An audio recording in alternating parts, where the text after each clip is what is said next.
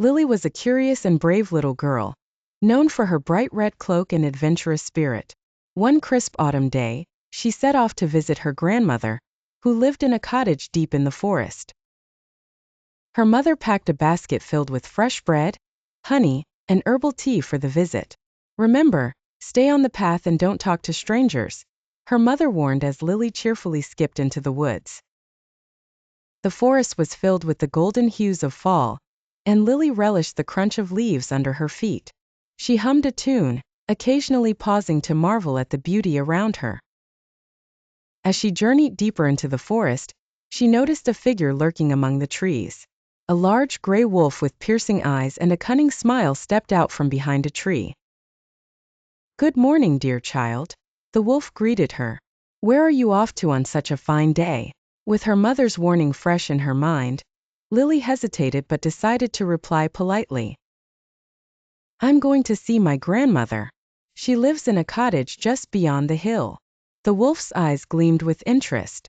"How kind of you to visit your grandmother. Perhaps I can accompany you to ensure your safety." Lily thought for a moment, remembering her mother's advice not to talk to strangers. She thanked the wolf but declined his offer and hurried along the path. Unbeknownst to her, the wolf had taken a shortcut through the forest. By the time Lily arrived at her grandmother's cottage, the wolf was already there. Disguising his voice, the wolf knocked on the door and called out, "Grandmother, it's Lily. I've brought you some treats." Inside, Lily's grandmother, a wise and cautious woman, sensed something was amiss. Peeking through a crack in the door, she spotted the wolf's bushy tail sticking out from under a shawl. Quietly, she devised a plan and beckoned him inside.